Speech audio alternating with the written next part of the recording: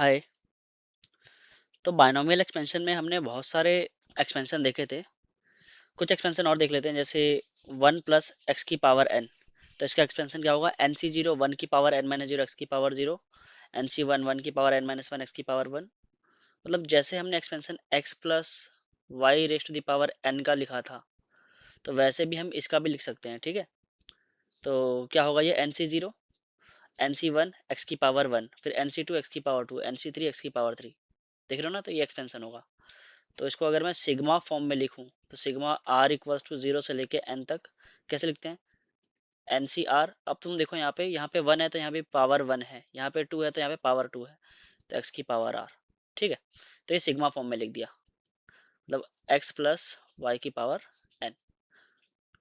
ठीक है, मतलब अगर ये गिवन है तो इसको हम ऐसे लिख सकते हैं, या उल्टा, सॉरी, 1 + x की पावर n। तो इसका एक्सपेंशन होता है 1 + x की पावर n का एक्सपेंशन।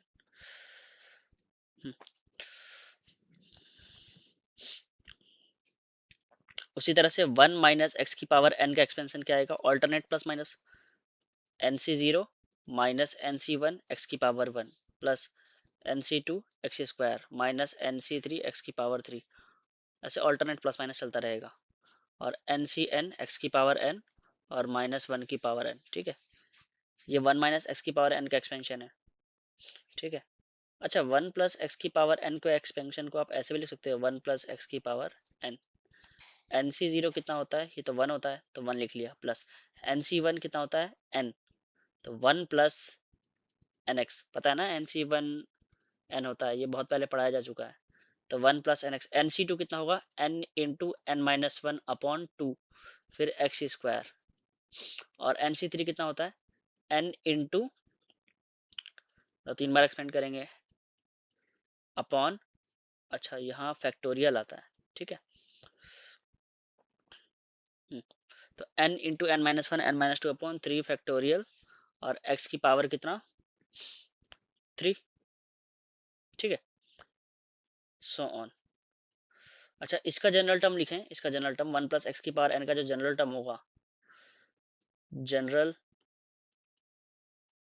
टर्म ऑफ 1 + x की पावर n, तो वो क्या होगा? tr+1। तो वो होगा ncr x की पावर r। मतलब आपको पहला टर्म चाहिए तो r बराबर 0 लिखो, r बराबर 0 रखोगे तो पहला टर्म आ जाएगा। दूसरा टर्म चाहिए, मान लिया दूसरा टर्म चाहिए, तो r इक्वल्स टू 1 रखोगे, तो 1 रखो, तो nc1 x की पावर 1। तो देखो दूसरा टर्म यही है ना, nc1 x की पावर 1। समझ में आ रहा है ना? और इसको कैसे लिख सकते हैं जनरल टर्म? जैसे ncr, जैसे तुम यहाँ देखो, इस फॉर्म में लिखना चाहता हूँ मैं, इस फॉर्म में जनरल टर्म लिखना चाहता हूँ, तो इस फॉर्म में, जैसे कि मान लिया ये एक्स की पावर, जनरल टर्म में क्या लिखते हैं हम? एक्स की पावर आर का कोफिशिएंट।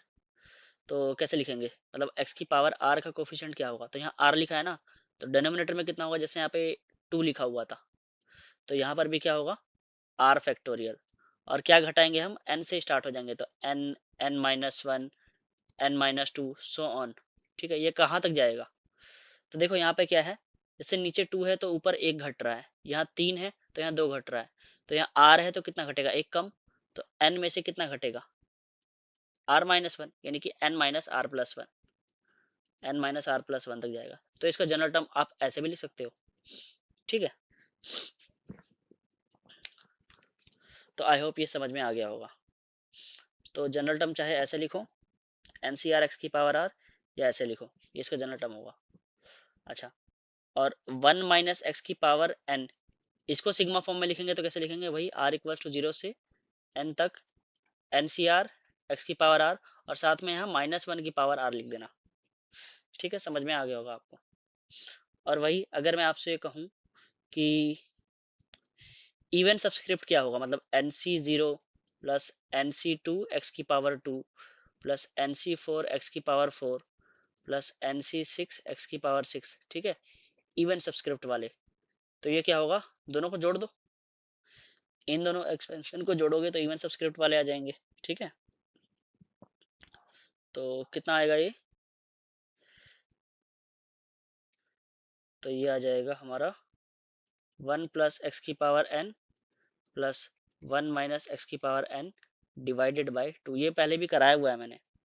इसको क्या बोलते हैं, ये कौन सा टर्म है, ये और टर्म्स है, ये पहला टर्म है और ये तीसरा टर्म है, मतलब T1 प्लस T3 प्लस ये कौन सा टर्म है, फिफ्थ टर्म है, ठीक है, और ये सेवंथ टर्म है। तो ये हम ये भी बोल सकते हैं सम ऑफ ऑड टर्म्स। उसी तरह से सम ऑफ इवन टर्म्स क्या होंगे, NC1 plus NC3 plus NC5 so on. इसको मैं क्या बोल सकता हूँ, ये कौन सा टर्म है, दूसरा टर्म है, ठीक है, और ये फोर्थ टर्म है और ये सिक्स टर्म है। तो सम ऑफ इवन टर्म्स क्या होंगे, तो 1 प्लस एक्स की power n minus 1 minus X की पावर n डिवाइडेड बाय 2, ठीक है। अच्छा, इसी में ही हम कुछ और आगे देखते हैं, जैसे 1 प्लस एक्स की पावर n, तो ये क्या होता है, NC0 प्लस NC1 एक्स की पावर 1 प्लस NC2 एक्स की पावर 2 प्लस NC3 एक्स की power 3 so on NCn x की पावर n। तो अगर आप x इक्वल्स टू 1 रखते हो तो इस तरफ क्या बनेगा, लेफ्ट हैंड साइड 2 की पावर n, और इस तरफ क्या बनेगा, NC0 plus NC1 plus NC2 plus NC3 so on NCn। तो इसको क्या बोलते हैं, sum of n binomial coefficients. n binomial coefficients का जो सम होता है वो 2 की पावर n होता है। जैसे मैं आपसे पूछता हूँ 5C0 plus 5C1 plus 5C2 plus 5C3 plus 5C4 plus 5C5, इसको जोड़ेंगे तो कितना आएगा, तो ये आएगा 2 रेज टू दी पावर 5, ठीक है, यानी कि 32 आएगा जब आप इसको जोड़ोगे। तो ये याद रखना NC0, इसको सिग्मा फॉर्म में कैसे लिखेंगे, तो सिग्मा r इक्वल टू 0 से लेके n तक NCr कितना होता है, ये होता है 2 raise to the power n, ठीक है, ये याद रखना। अच्छा, और दूसरे वाले में अगर मैं x इक्वल्स टू -1 रख दूं, इसके एक्सपेंशन में 1 माइनस एक्स की पावर n, तो ये तो ऑल्टरनेट जाता है ना, NC0 माइनस NC1 एक्स की power 1 plus NC2 x square minus NC3 x cube so on NCn x की पावर n और -1 की पावर n। आप यहाँ x इक्वल्स टू 1 रखो तो 0 आ जाएगा। इसका मतलब बायनोमियल कोफिशिएंट का आप ऐसे जोड़ोगे, मतलब NC0 फिर NC1 फिर plus NC2, alternate plus minus करके जोड़ोगे ना, आप x इक्वल्स टू यहाँ 1 रखो तो 1 माइनस 1 0 आ जाएगा। तो इसका मतलब NC0 minus NC1 plus NC2 minus NC3 plus NC4 so on कहाँ तक, NCn तक और -1 की पावर n तक। तो ये कितना आएगा, सम 0 आ जाएगा, ठीक है, इसको भी याद रखना, ये 0 आ जाएगा। सिग्मा फॉर्म में कैसे लिखेंगे इसको, तो सिग्मा NCr और -1 की पावर r, ठीक है, और r कहाँ से जाना चाहिए, 0 से लेके n तक, तो ये सम कितना आता है, 0 आता है, ठीक है, ये सिग्मा फॉर्म में ऐसे लिख सकते हो। अच्छा, अब अगर मैं ये पूछूँ आपसे, ये निकालो जरा, NC0 plus NC2 plus NC4 plus NC6 plus NC8 so on, इसका सम निकालोगे तो कैसे निकालोगे, ये क्या है, कौन सा टर्म है, ये वाला पहला टर्म है, ये वाला तीसरा टर्म है, ये वाला पांचवा टर्म है, तो सम ऑफ ऑड टर्म्स क्या होगा, sum of odd binomial coefficients या sum of binomial coefficient with even subscript, क्या पढ़ेंगे इसको, sum of binomial coefficient with even subscript, lower subscript जिसका इवन हो तो उसका सम कितना आएगा, तो वो आप यहां से निकाल सकते हो इस वाले फॉर्मूले से। देखो, इस वाले फॉर्मूले में बस x की जगह 1 लिख दो, तो 1 लिखोगे तो यहाँ क्या बनेगा, NC0 यहाँ NC2 NC4, और इसी तरह से यहाँ पर भी आप 1 लिख दो, तो ये क्या हो जाएगा 2 की पावर n, और ये तो 0 हो जाएगा अपॉन में 2, तो कितना जाएगा 2 की पावर n-1, तो आंसर कितना आ जाएगा यहाँ पे 2 की पावर n-1। उसी तरह से NC1 plus NC3 plus NC5 plus NC7 so on, ये भी सम ऑफ बाइनोमियल कोफिशिएंट है जिसका लोअर सबस्क्रिप्ट कैसा है, ऑड है, तो ये कितना हो जाएगा, ये भी 2 की पावर n-1। कैसे, इसमें जस्ट क्या करो, x इक्वल्स टू 1 रख दिया है इसमें भी, तो x इक्वल्स टू 1 रखोगे यहाँ पे, तो ये पार्ट तो जीरो हो जाएगा, तो कितना आ जाएगा यहाँ 2 raised to the power n-1, ये भी इतना ही आ जाएगा। ठीक है, तो कुल मिला के क्या सीखे हम, कुल मिला के ये सीखे कि NC0 plus NC1 plus NC2 so on NCN, इसका सम कितना होता है 2 raised to the power n, और NC0 NC2 NC4, ठीक है, इवन सब्सक्रिप्ट वाले और ऑड सब्सक्रिप्ट वाले, यानी कि NC1 NC3 NC5, इसका सम कितना होता है 2 raised to the power n-1, ठीक है। और एक और ऑल्टरनेट प्लस माइनस हो तो NC0 फिर माइनस NC1 फिर plus NC2 minus NC3 so on NCN तक -1 की पावर n, ये जीरो होता है, ठीक है, ये याद रखना।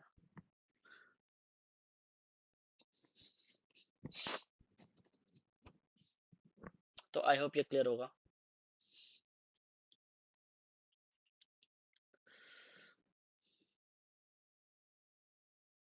नेक्स्ट टॉपिक देखते हैं। अच्छा, कुछ क्वेश्चंस और करके देखें क्या इसमें। चलो, जैसे अगर मैं इसमें पूछूं, जैसे मान लिया ये क्वेश्चन है 8C0 plus 8C1 3 plus 8C2 3 की पावर 2 8C3 3 की पावर 3 सो ऑन, इस एक्सपेंशन का सम निकालना है।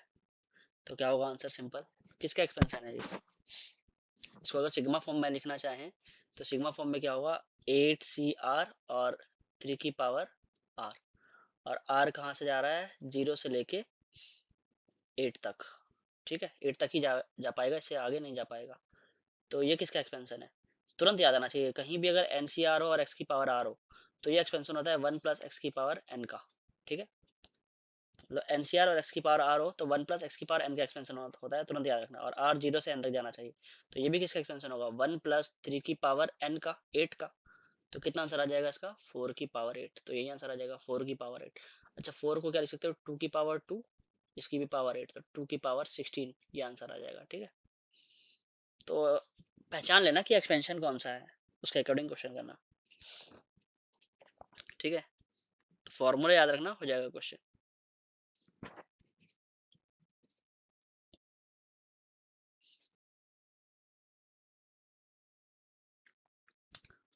उसके बाद है term from the ending in the binomial expansion. तो in the binomial expansion of x plus y की power n, the pth term from the end is n minus p plus 2th term from the beginning।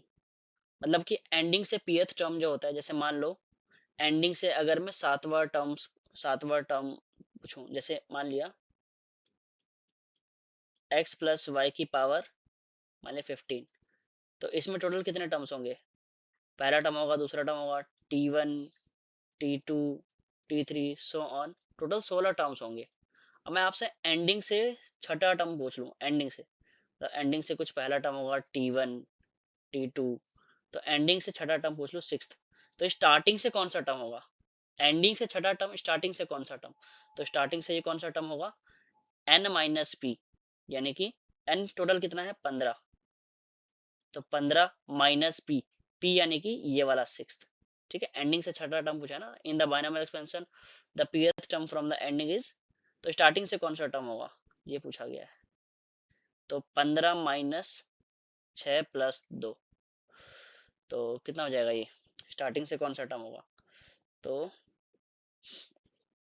15 2 17, 17 में से 11, तो मतलब 11वां term होगा, ठीक है, तो 11वां टर्म होगा, मतलब एंडिंग से छठा टर्म शुरू से 11वां टर्म होगा, या शुरू से 11वां टर्म एंडिंग से कौन सा टर्म होगा, छठा टर्म होगा, ठीक है। देखो जैसे ये 15वां टर्म होगा और इस तरफ 14वां टर्म होगा। अच्छा, दोनों में तुम कुछ चीज ऑब्जर्व कर रहे हो कि इन दोनों का इसका और इसका एडिशन 17 है, इसका और इसका एडिशन 17 है, तो 14वां होगा, तो यहाँ पे तीसरा टर्म। उसी तरह से मेरे को कौन सा टर्म चाहिए, छठा टर्म, तो यहाँ पे क्या होना चाहिए, इसका और इसका एडिशन कितना होना चाहिए 17, तो यहाँ से कौन सा टर्म होगा, 11वां टर्म। ऐसे भी देख सकते हो तुम, मतलब इसका जो भी एक्सपेंशन है तो इसमें पहला टर्म होगा, दूसरा टर्म होगा, तीसरा टर्म होगा, मतलब कि कुछ यहाँ से देख लेते हैं। चलो, x प्लस वाई की पावर n, तो इसका एक्सपेंशन कैसे लिखोगे, ऐसे ही तो लिखते हो nc0 और x की पावर n, फिर nc1 x की power n minus one, Y की पावर 1, फिर nc2 x की power n minus two, Y की पावर 2, सो ऑन। कहाँ तक, ncn, एक काम करते हैं सेकंड लास्ट वाला टर्म लिख लेते हैं, ncn माइनस 1, और x की पावर कितना होगा, सेकंड लास्ट वाला टर्म लिख रहा हूँ, n में से n घटा दो यानी कि 1, और y की पावर n माइनस 1, ठीक है। लास्ट वाला लिख लेते हैं, ncn x की पावर कितना, 0 हो जाएगा। एक काम करते हैं, y की पावर में डायरेक्टली n लिख देता हूँ यहाँ पे, ठीक है। तो ध्यान से देखना, ये पहला टर्म है t1, स्टार्टिंग से लिख रहा हूँ मैं, स्टार्टिंग से मैं ये जो यूज करूंगा ये कैपिटल T यूज करूंगा, ये पहला टर्म है, ये दूसरा टर्म है, ये तीसरा टर्म है, ठीक है। और ये कौन सा वाला टर्म है, ये nth टर्म है, और ये n plus 1th term, total एक टर्म ज्यादा होते हैं ना, पहला टर्म दूसरा term, n plus 1th term. अच्छा, पहला टर्म यहाँ से क्या होगा, t1, यहाँ पे क्या होगा, t2, उसके बाद वाला क्या होगा, t3, मतलब इससे जस्ट पहले वाला, ठीक है। इसका सफिक्स मतलब कुछ ऐसे होगा ना, nc n-2, लिखना चाहो तो लिख सकते हैं, ठीक है। तो ऐसे ही होगा ना। अब खूबी क्या है इसमें, खूबी क्या है कि देखो, इसका और इसका एडिशन n+2 होना चाहिए, ऐसे ही देखो, इसका और इसका एडिशन n+2, ठीक है, समझ में आ रहा है ना। तो ये वाला कौन सा टर्म होगा, ये वाला होगा इधर से n+1th टर्म, देख रहे हो, इसका और इसका एडिशन n+2 आ रहा है। इसी तरह से लास्ट से ये कौन सा टर्म होगा, ये वाला लास्ट है, सेकंड लास्ट टर्म, तो ये यहाँ पे कितना होगा, nth टर्म लास्ट से, समझ में आ रहा है ना। तो इसका मतलब जो t, मान लो कोई यहाँ पे pth टर्म होगा,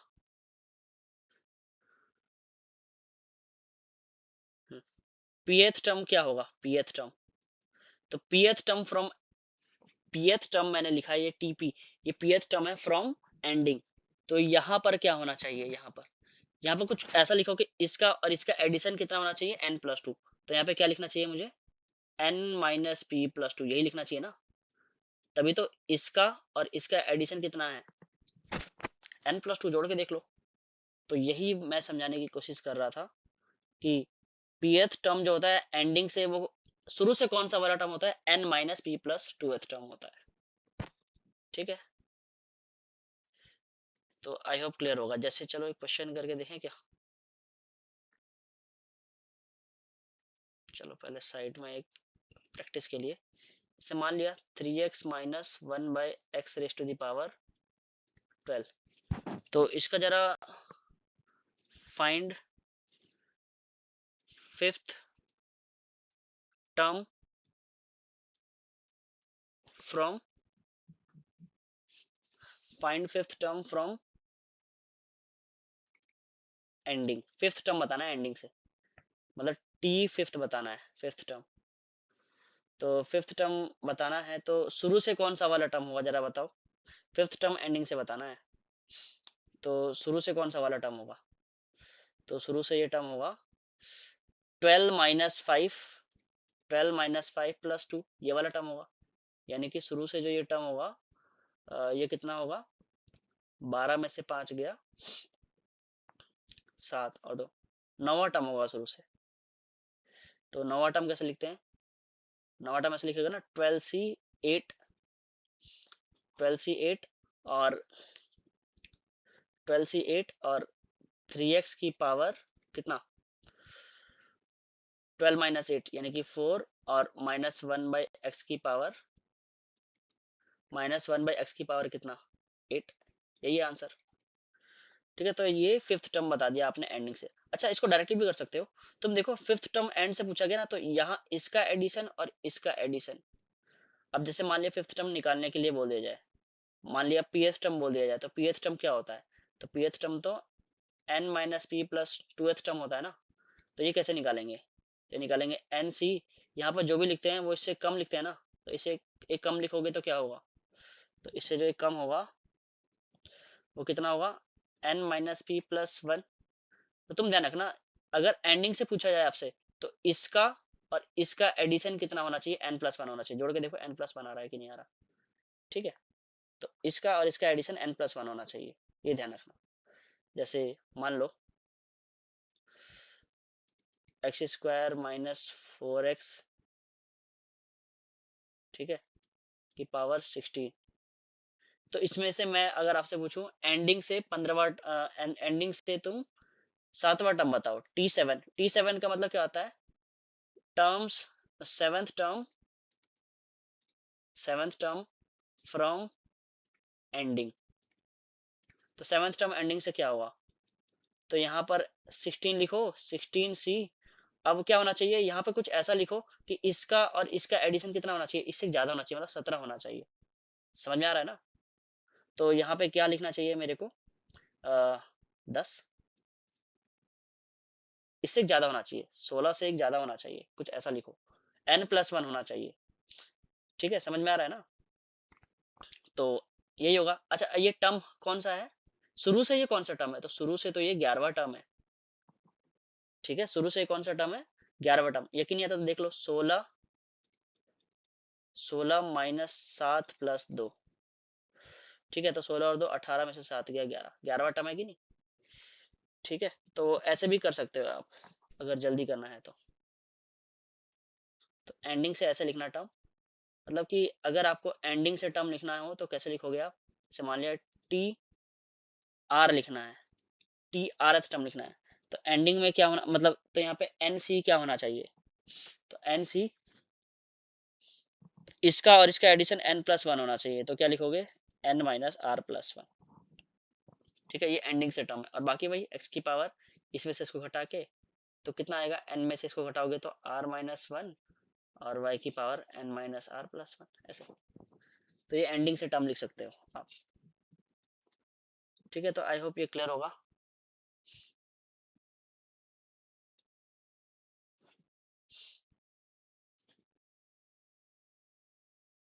ठीक है, चलो क्वेश्चन देखते हैं एक और। इन the expansion of this, the ratio of six term from the beginning. तो इसके एक्सपेंशन में जो सिक्स टर्म होगा बिगिनिंग से, वो T6 होगा। तो वो T6 कितना होगा? तो NC5। ठीक है, इससे हमेशा कम लिखते हैं, तो NC5, और 2 की पावर 1/3 में से, मतलब 2 की पावर 1/3 n-5, और 3 की पावर -1/3, इसको 3 की पावर -1/3, और इसकी पावर कितना? 5। यही सिक्स टर्म होगा। The ratio of six term from the beginning and from the end. अब एंड से सिक्स टर्म कितना होगा? तो NC, यहाँ पे क्या लिखो बताओ? यहाँ पे लिखो कि इसका और इसका एडिशन n प्लस वन होना चाहिए, जो भी यहाँ पे है ना उससे ज्यादा होना चाहिए इसका एडिशन। तो यहाँ पे क्या लिखना चाहिए मुझे कि n प्लस वन आ जाए, मतलब यहाँ पे मुझे कुछ ऐसा लिखना है कि इसका और इसका एडिशन n प्लस वन आ जाना चाहिए। तो क्या लिखे बताओ यहाँ पे, सोचो।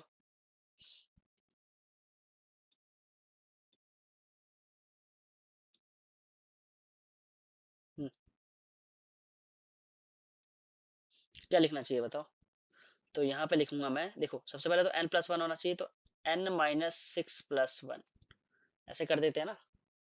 तो ये कितना हो जाएगा? n-5। ठीक है, n-5, तो ये किसके इक्वल है?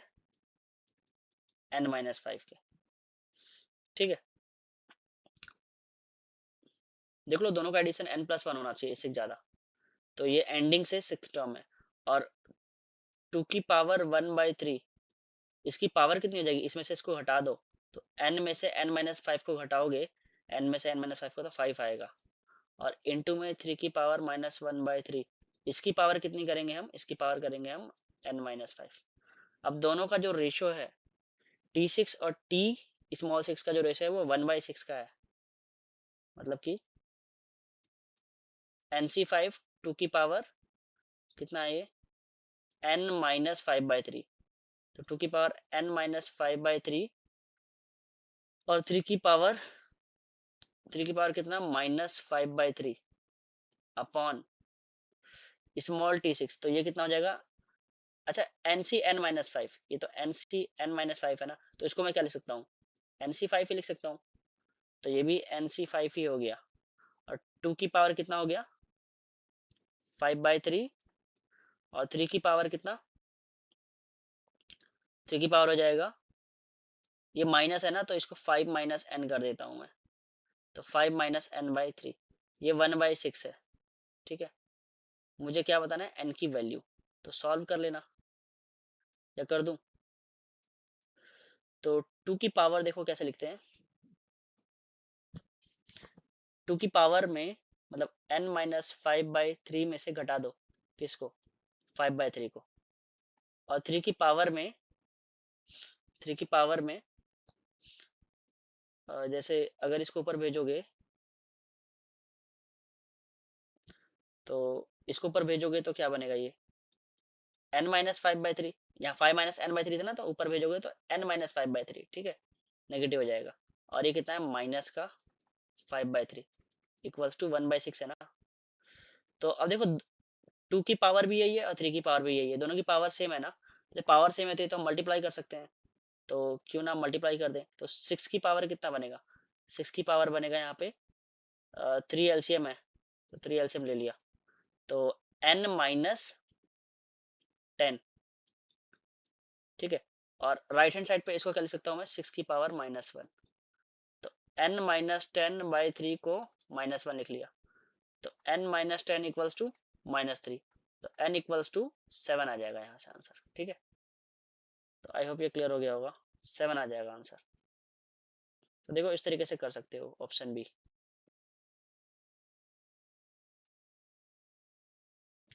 नेक्स्ट टॉपिक है coefficients of particular term in the expansion, मतलब ऐसे पूछ लिया जाएगा, एक क्वेश्चन देख सकते हो, find coefficient of x raise to power 12 in this expansion. इसका आप एक्सपेंशन खोलोगे तो टोटल कितने टर्म्स आएंगे 9 टर्म्स आएंगे, तो उसमें से आपको किसका कोफिशिएंट बताना है। इसमें एक ऐसा टर्म भी आएगा जिसमें जो x की पावर 12 आपको शो होगा, तो उसका कोफिशिएंट बताना है। तो कैसे करेंगे, इसका जो स्टेप है सॉल्व करने का, तो पहला स्टेप तो यही है, step 1 right the general term of given expansion, इसके एक्सपेंशन का जनरल टर्म लिखो। और स्टेप 2 क्या होता है कि x की पावर जो भी है ना r के टर्म्स में, उसको इसको इक्वेट कर दो किसके, जिसका भी मतलब यहाँ पर जो भी x की रिक्वायर्ड पावर है उसके इक्वल। ठीक है, तो जैसे चलो इसको करते हैं हम, मुझे इसके एक्सपेंशन में x की पावर 12 का कोफिशिएंट निकालना है, तो सबसे पहले इसका जनरल टर्म तो लिखो। तो इसका जो जनरल टर्म होगा वो क्या होगा, मतलब TR+1s टर्म क्या होगा, तो वो होगा 8CR और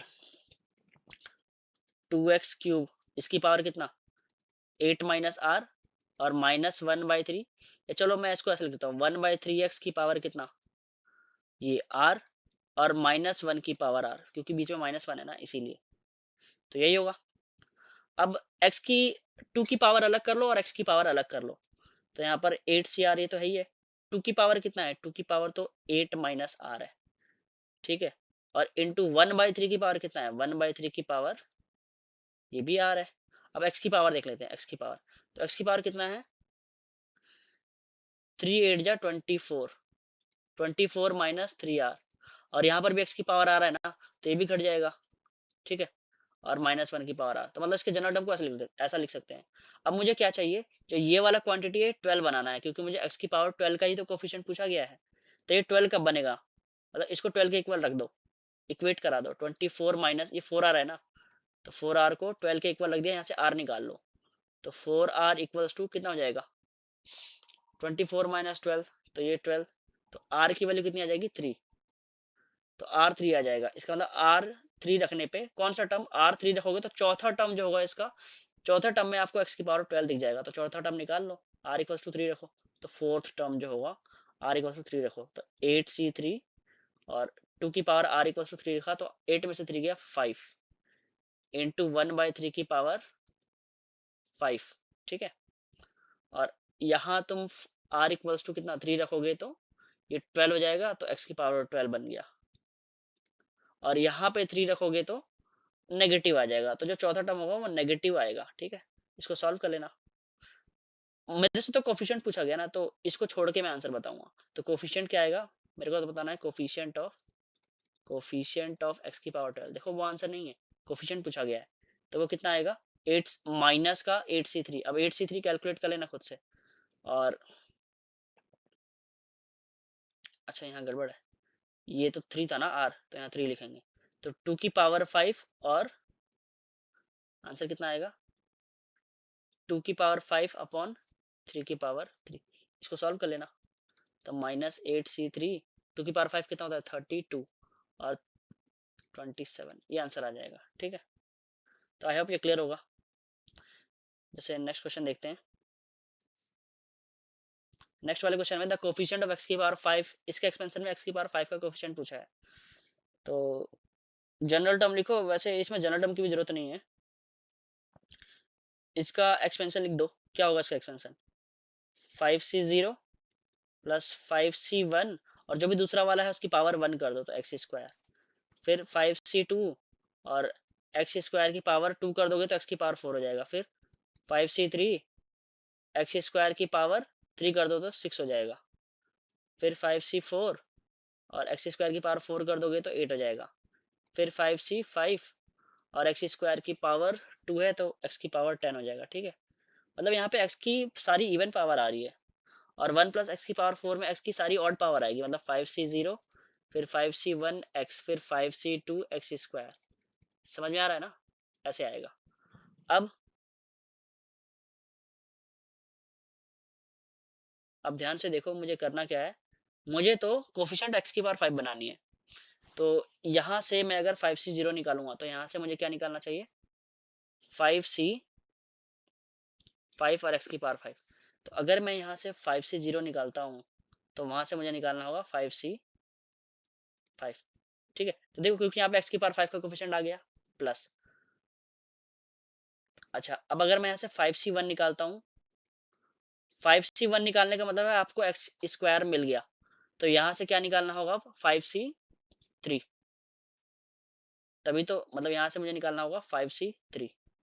फिर यहाँ से मैं अगर 5c2 निकालता हूँ 5c2, तो यहाँ से मुझे क्या निकालना होगा, अब जैसे ही मैंने यहाँ से 5c2 निकाला तो एक्स की पावर 4 आ गया, तो यहाँ से मुझे निकालना होगा 5c कितना 5c1। ठीक है, अब यहाँ से मैं 5c3 तो नहीं निकाल सकता ना, तो आई होप ये क्लियर होगा। अब इसको सॉल्व कर दिया, क्योंकि ये भी कोफिशिएंट ऑफ एक्स की पावर 5 है, ये भी एक्स की पावर 5 है और ये भी एक्स की पावर 5 है। ठीक है, तो ये कितना होता है, ये तो 1 होता है, ये भी 1 होता है, तो 1 प्लस 5c1 कितना होता है 5, और 5c3 कितना होता है 2 होता है, 5 इंटू 4 अपॉन 10 होता है, सॉरी, तो 10 प्लस 5c2 ये 10 होता है, तो 10 इंटू 5 कितना आ जाएगा 1 प्लस 50 प्लस 50 101 आ जाएगा। ठीक है, देख लेना, यही कोफिशिएंट आ जाएगा 101।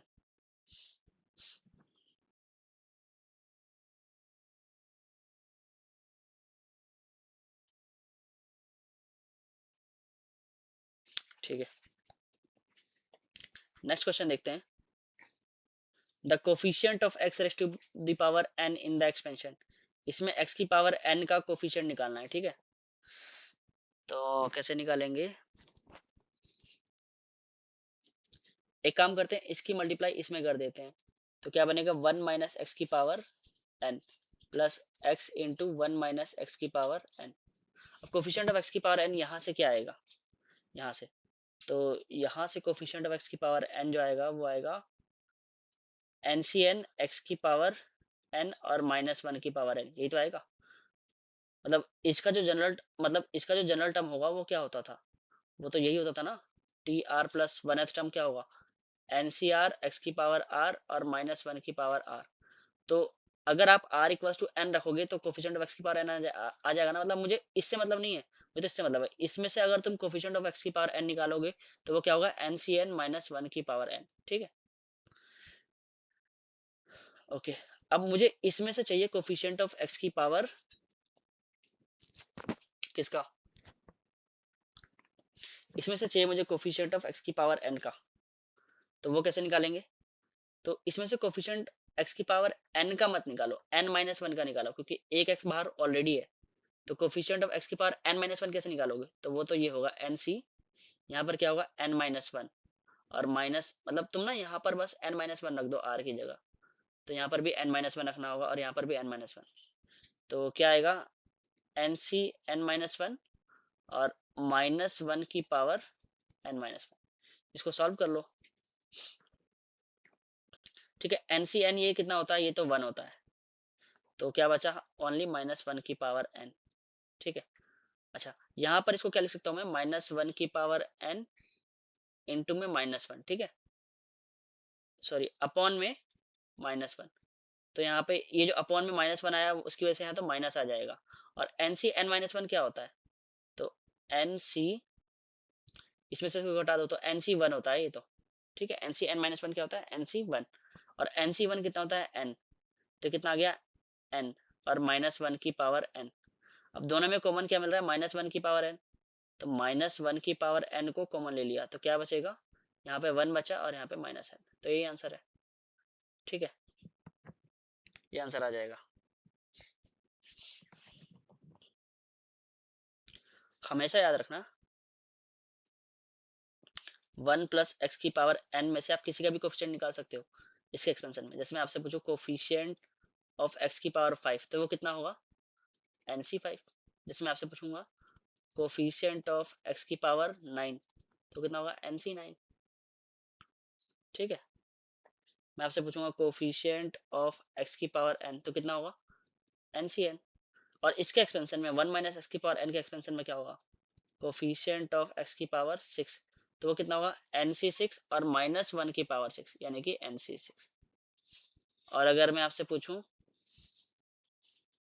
कोफिशिएंट ऑफ एक्स की पावर सेवन, किसके एक्सपेंशन में, इसके वन माइनस एक्स की पावर एन में से, तो वो कितना होगा N C seven negative subscript, क्योंकि माइनस वन की पावर भी तो सेवन करोगे उसकी वजह से नेगेटिव आ जाएगा। ठीक है,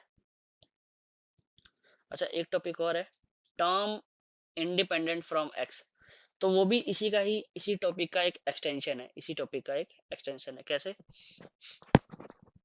टर्म इंडिपेंडेंट फ्रॉम एक्स में इसी टॉपिक का कैसे एक्सपेंशन है ये, तो बस कुछ नहीं, जैसे पिछले वाले क्वेश्चन में, इस वाले क्वेश्चन में अगर पूछा होता मेरे से टर्म इंडिपेंडेंट फ्रॉम एक्स, इस वाले में, तो जस्ट ये पावर को मैं जीरो के एक बार लग देता, तो वहां से जो आर की वैल्यू आती, और हाँ हमेशा याद रखना आर क्या आना चाहिए, इंटीजर आना चाहिए, पॉजिटिव नेचुरल नंबर आना चाहिए। ठीक है, आर जो है तुम्हारा वो आई प्लस आना चाहिए, सॉरी नेचुरल नंबर तो पॉजिटिव ही होता है। तो the term independent of x in the expansion, तो वही पहले जनरल टर्म लिखो, T R plus one th term. तो जनरल टर्म क्या होगा इसका, तो टेन सी आर, और ये कितना लिखा है एक्स बाई थ्री की पावर वन बाई टू। ठीक है, तो वन बाई टू तो लिखा है, तो ये कितना हो जाएगा ten minus r by two. ठीक है, क्योंकि एक्स की पावर एक्स बाई थ्री की पावर वन बाई टू है ना, तो वो वन बाई टू यहाँ आ गया, चाहो तो यहाँ लिख लेते। और इनटू में three by to x square, इसकी पावर कितनी करोगे, इसकी पावर आर करोगे। अब सब कुछ निकाल लो इसमें से, नंबर में से, बस एक्स की पावर आप अलग ले लो। तो टेन सी आर, अब देखो यहाँ पे क्या बचेगा, वन बाई थ्री की पावर कितना ले लेता हूँ मैं, ये वाला power, ten minus r by two, और इनटू में यहाँ क्या बच रहा है थ्री बाई टू, इसकी पावर कितनी आर, बच क्या गया एक्स। तो यहाँ पर कितनी है एक्स की पावर, यहाँ पर तो है ten minus r by two, और यहाँ एक्स नीचे है, और इस एक्स की पावर कितनी है टू आर। देखो एक आर ये रहा, एक ये रहा टू आर, तो उसको घटा दिया, टू आर को घटा दिया। अब मैं क्या चाहता हूँ, ये जो टर्म है इंडिपेंडेंट ऑफ एक्स हो जाए, मतलब इस वाले टर्म में एक्स दिखे ही नहीं। तो एक्स कब नहीं दिखेगा, जब ये पावर जीरो हो जाएगा तब नहीं दिखेगा ना, पावर इसकी जीरो करोगे तो ये वन हो जाएगा। ठीक है, तो यानी कि मैं आगे इसको सॉल्व करता हूँ, यानी कि 10 minus r upon 2 minus 2 r, ये जीरो हो जाना चाहिए। ठीक है, इसका मतलब 10 minus r equals two 4 r हो जाना चाहिए। इसका मतलब 5 आर इक्वल्स टू 10, तो आर कितना आ गया यहाँ से, 2 आ गया। अब 2 तो नेचुरल नंबर होता है, तो मतलब इसका जो r इक्वल्स टू, यानी कि कौन सा वाला टर्म, तीसरा टर्म इंडिपेंडेंट ऑफ एक्स होगा। अगर पूछा जाए कौन सा टर्म इंडिपेंडेंट ऑफ एक्स है, अगर ये पूछा जाए विच टर्म, क्वेश्चन में ये पूछा जाए which term is independent of x, तो तुम्हारा आंसर 3 आता। ठीक है, r की वैल्यू तो 2 आई है, लेकिन टर्म कौन सा होगा, ये तीसरा, तीसरा टर्म होगा इसका इंडिपेंडेंट ऑफ एक्स। पर इसने तो पूछा है द टर्म इंडिपेंडेंट एक्स, मतलब इंडिपेंडेंट वाला टर्म बताना भी है क्या होगा। तो अब बस r इक्वल्स टू क्या रख दो, 2 रख दो पूरे क्वेश्चन में। तो 2 रख देते हैं, यहीं रख दो क्या, तो 10c2, 10c2, और यहाँ पे 1/3, इसकी पावर कितना, 10 में से 2 गया 8, 8 को 2 से डिवाइड करोगे 4, इंटू 3/2 की पावर कितना, 2। तो इसको आगे भी देख लेते हैं, 10c2, तो 10c2 कहाँ सॉल्व करें, इसको यहाँ कर लेते हैं। 10c2 कितना होता है, तो 10 इंटू 9/2, और यहाँ देखो 3 नीचे है और 3 ऊपर है, तो 2 पावर तो कट जाएगा ना, तो नीचे कितना आ जाएगा 9, नीचे कितना आ जाएगा 1/9। ठीक है, क्योंकि 2 ऊपर है ना, 2 तो कट गया, और नीचे 2 की पावर कितना है, 2 भी है। ठीक है, तो 4 आ जाएगा, नीचे कितना आ जाएगा 4, तो ये 9 से 9 गया, 5/4 आंसर आ जाएगा। ठीक है, आई होप ये क्लियर है। एक और क्वेश्चन देखते हैं, find the constant term in the expansion, इसमें कांस्टेंट टर्म बताना है, तो सेम वही तरीका, क्या करो, कैसे निकालोगे कांस्टेंट टर्म, पहले इसका जनरल टर्म लिखो, तो T R plus one th term, तो क्या होगा 16 CR एक्स स्क्वायर की पावर कितना, 16 माइनस आर, और 1/x की पावर 6, इसकी पावर कितना r, और -1 की पावर भी r। ठीक है, क्योंकि यहाँ नेगेटिव है ना इसीलिए। हम्म, तो अब मैं क्या चाहता हूँ, पहले सारे नंबर एक तरफ कर लेते हैं, 10 CR, और सॉरी 16 CR, और -1 की पावर r, और यहाँ पर क्या हो जाएगा, देखो x की पावर देखते हैं पहले, तो 2 इंटू 6 32 -2r, और यहाँ पे 6r है ना, तो 6r क्योंकि नीचे है डिनोमिनेटर में तो ये घट जाएगा, तो 6r, अगर ऊपर होता तो जुड़ जाता। तो ओवरऑल कितना हो गया ये, जो भी है, मैं चाहता हूँ ये पावर जीरो बन जाए, यानी कि 32 -8r ये जीरो हो जाए, ये पूरी पावर कितनी हो जाए, जीरो। तो यहाँ से r कितना आ जाएगा, 4, तो r 4 आ गया, यानी कि कौन सा वाला टर्म, फिफ्थ टर्म जो होगा इसमें इंडिपेंडेंट होगा, फिफ्थ टर्म। तो 16C5 -1 की पावर 5, यही वाला टर्म जो होगा तुम्हारा इंडिपेंडेंट ऑफ एक्स होगा। ठीक है, तो आंसर कितना आ जाएगा, -16C5, सॉल्व कर लेना, ये आंसर है।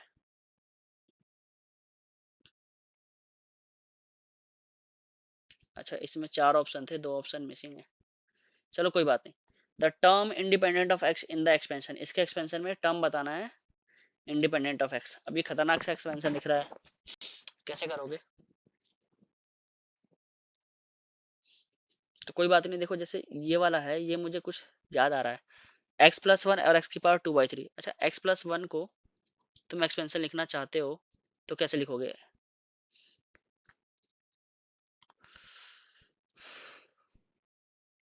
अच्छा इसको ऐसा लिख सकते हो, x की पावर 1/3, फिर इसका क्यूब, फिर +1। अब a³ प्लस b³ का तो एक्सपेंशन जानते हो ना, a प्लस बी, फिर क्या होता है a² plus b² minus ab, यही तो होता है, तो यहाँ भी यही करेंगे। x की पावर क्या लिखोगे यहाँ पे, 1/3 +1, और फिर इसका स्क्वायर यानी कि x की पावर 2/3, फिर 1 का स्क्वायर यानी कि 1, फिर माइनस करके इन दोनों की मल्टीप्लाई यानी कि x की पावर 1/3। तो देखा x प्लस वन को मैं ऐसे लिख सकता हूँ, x प्लस वन को मैं ऐसे लिख सकता हूँ। तो मैं वही करने जा रहा हूँ, ब्रैकेट x प्लस वन को मैंने ऐसे लिखा। ऐसे लिखते ही देखो तुम नीचे वाला ये कट जाएगा, ये वाला इससे कट जाएगा। तो क्या बचेगा यहाँ पे, ओनली x की पावर 1/3 प्लस वन, यही बचेगा ना। अगर इसको मैं इस वाले क्वांटिटी को डेनोमिनेटर में भेज दूं तो दिस अपॉन दिस तो ये होता है ना, तो इसलिए दिस अपॉन दिस मैंने ये लिख दिया। फिर क्या है, माइनस। यहाँ भी अब देखते हैं कुछ जुगाड़बाजी। यहाँ पर x है और -1 है, क्या कॉमन ले। अच्छा, x को मैं क्या लिख सकता हूँ, x को मैं ऐसे लिख सकता हूँ √x का स्क्वायर, और ये -1 है तो -1 का स्क्वायर। तो इसको मैं ऐसे लिख सकता हूँ क्या, √x -1 और इनटू में √x प्लस 1। ठीक है, ध्यान से देखना। अपॉन में यहाँ ये वाला जो x है इसको मैं ऐसे लिख सकता हूँ √x का स्क्वायर, और ये तो ऑलरेडी √x है ही, डेनोमीटर को लिखा है, तो √x को कॉमन ले लिया। तो क्या बचेगा, √x -1। ठीक है, इसकी पावर कितनी है, 10। तो ये कैंसिल हो गया। तो फाइनली क्या बचा, x की पावर 1/3 प्लस 1 माइनस। अब देखो यहाँ पे इसको मैं क्या लिखने जा रहा हूँ, इसको डिवाइड करोगे इससे तो क्या बनेगा 1, और प्लस इसको इससे डिवाइड करोगे तो x की पावर कितना बचेगा, -1/2, 10। अब ये 1 से ये 1 कैंसिल हो जाएगा। तो फाइनली देखो ये लिखा हुआ था x की पावर 1/3 और माइनस x की पावर -1/2, ये लिखा हुआ था। तो पहले तो इसको सॉल्व कर लिया। अब इसमें से निकाल लो term independent of from x। ठीक है, कैसे निकालोगे, जनरल टर्म लिखना होगा। तो जनरल टर्म कैसे लिखोगे, तो जनरल टर्म होगा मतलब T R plus 1th term, तो 10 CR, और x की पावर जो 1/3 है इसकी पावर 10 - r, और x की पावर जो -1/2 है इसकी पावर कितनी, r, और साथ में यहाँ -1 की पावर भी r ही लिखोगे। ठीक है, अब x की ओवरऑल पावर देख लेते हैं क्या होता है। तो 10 CR और -1 की पावर r, इसको एक साथ लिख लेते हैं, इसको और इसको। अब x की पावर देखते हैं, तो यहाँ पे कितना है, 10 - r/3। देखो जब ये बेस है, इसकी पावर है, और इनटू में x की पावर कितनी है यहाँ पर, ये भी है -r/2, तो दोनों पावर जुड़ जाएंगे। तो कितना हो जाएगा ये, 10 CR -1 की पावर r, और x की जो ओवरऑल पावर होगी वो होगी 10 - r/3 और माइनस का r/2। तो ये 0 के इक्वल होना चाहिए, ये जो पावर है ये किसके इक्वल होना चाहिए, 0 के। मतलब 10 - r/3 -r/2 ये 0 के इक्वल होना चाहिए। तो कितना आ जाएगा यहाँ से, क्रॉस मल्टीप्लाई कर दो, इसको ऐसे लिख सकते हो ना, 10 - r/3 इक्वल्स टू r/2। इसका मतलब 20 - 2r इक्वल्स टू 3r। तो 5r इक्वल्स टू 20। तो r कितना हो जाएगा, 4। r की वैल्यू 4 आ गई, यानी कि फिफ्थ टर्म जो होगा इसमें, फिफ्थ टर्म वही इंडिपेंडेंट ऑफ x होगा। ठीक है, r4 आया है, तो fifth term will be independent of x। तो r4 रख दो, तो 10 C4 -1 की पावर 4 रखोगे तो पॉजिटिव ही आएगा। ठीक है, तो 10 C4 तुम्हारा आंसर आ जाएगा। 10 C4 को सॉल्व कर लिया, कैसे, 10 × 9 × 8 × 7 अपॉन 4 फैक्टोरियल, यानी कि 4 × 3 × 2 × 1। तो 4 × 2 = 8, 3 × 3 = 9, तो 210 आंसर आ जाएगा। ठीक है, ऑप्शन ए करेक्ट हो जाएगा। ठीक है, तो इस वीडियो में इतना ही, मिलते हैं नेक्स्ट वीडियो में। Thank you.